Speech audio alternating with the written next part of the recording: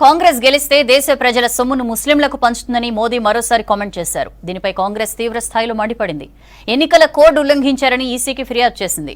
Section 123ని ఉల్లంఘించారని చర్యలు తీసుకోవాలని కోరింది.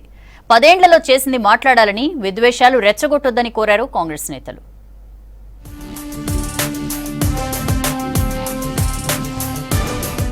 ఇండియా కూటమి అధికారంలోకి వస్తే దేశ ప్రజల సంపదను లాక్కుంటారని హెచ్చరించారు ప్రధాని నరేంద్ర మోదీ. కాంగ్రెస్ మావోయిస్టుల తరహాలోనే ఆలోచిస్తుందని ఆరోపించారు. యూపీలోని అలీఘర్ బహిరంగ సభలో పాల్గొన్న మోదీ ఇండియా కూటమిపై మరోసారి వివాదాస్పద వ్యాఖ్యలు చేశారు. దేశ సంపదపై ముస్లింలకు తొలి హక్కు కల్పించే కుట్ర జరుగుతుందని మాట్లాడారు. మన ఆస్తులను లాక్కునే ముస్లింలకు పంచే ప్రయత్నమన్నారు. कांग्रेस और इंडी गठबंधन की नजर अब आपकी कमाई पर है, आपकी संपत्ति पर है। वो आगे कहते हैं कि ये जो संपत्ति है उनको सरकार अपने कब्जे में लेकर उसको सबको बांट देगी, ये कहते हैं. మోదీ వ్యాఖ్యలపై కాంగ్రెస్ తీవ్ర స్థాయిలో మండిపడింది. ఎన్నికల కోడ్ ఉల్లంఘించారని ఈసీకి ఫిర్యాదు చేసింది. సెక్షన్ 123 స్పష్టంగా ఉల్లంఘించారని అభిషేక్ మను సింఘ్వి ఫిర్యాదు చేశారు. మత విద్వేషాలు రెచ్చగొట్టి ఓట్లు పొందే ప్రయత్నం మోదీ చేస్తున్నారన్నారు కాంగ్రెస్ నేతలు.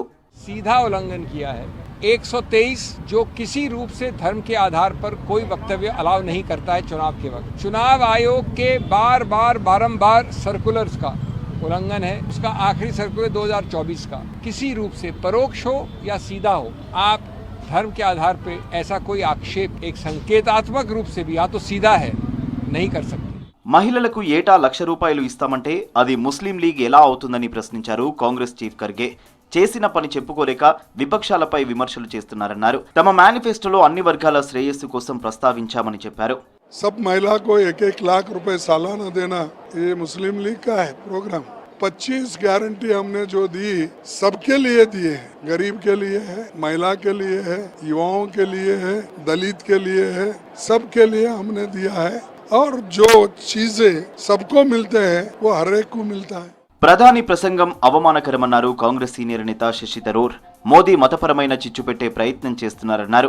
65 ఏళ్లుగా దేశాన్ని పాలించిన కాంగ్రెస్ సంపద లాక్కుని ముస్లింలకు ఇచ్చిందా అని ప్రశ్నించారు. When he says the Congress party is going to take all your wealth and give it to the Muslims, that this is just a nakedly communal appeal which normally any civilized election commission would disallow and warn the candidate for speaking like this. The Congress party is constantly accused by Mr. Modi of having ruled the country for 65 years. Have we taken away people's wealth and given it to the Muslim community? What nonsense is this talk? How could he talk like this? I'm truly disappointed.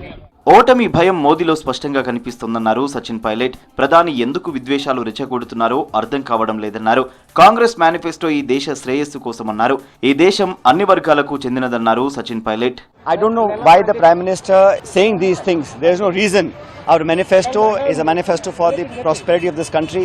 We take everybody along. This country belongs to all of us. But the statements given by the BJP leaders shows that they are rattled and they are quite nervous about the results. Hindu మహిళలంటే మోదీకి చులకన అని విమర్శించారు రాజ్యసభ సభ్యురాలు రేణుకా చౌదరి. మంగళసూత్రం ఎత్తుకెళ్తారంటూ మోదీ వ్యాఖ్యలను ఖండించారు. మోదీకి ఓటమి భయం పట్టుకుందని విమర్శించారు రేణుకా చౌదరి. మహిళా మాంగళ్యాల్ని, మంగళసూత్రాల్ని ముస్లిం సోదరులకు ఇస్తామని చెప్పి ద్వేషాలు పెంచి రగిలే మంటలు సృష్టించేదానికి మీరు ట్రై చేస్తున్నారు. భయపెట్టించి ప్రజానికాన్ని భయ ఆందోళన సృష్టించి మీరు చేసేది కంప్లీట్లీ హేట్ స్పీచ్. రాజకీయ ద్వేషాన్ని పక్కన పెట్టాలని మోదీకి సూచించారు ఆర్జేడీ నేత తేజస్వి యాదవ్.